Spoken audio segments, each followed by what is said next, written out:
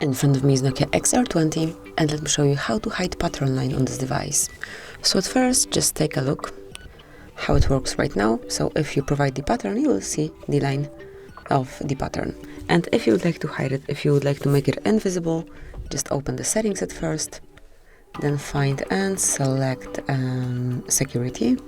Go to settings icon right next to screen lock, and unmark this option, so make pattern visible, smoothly unmark it, and from now on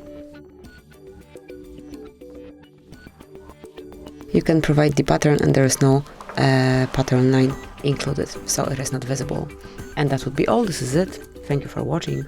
Please subscribe our channel and leave the thumbs up.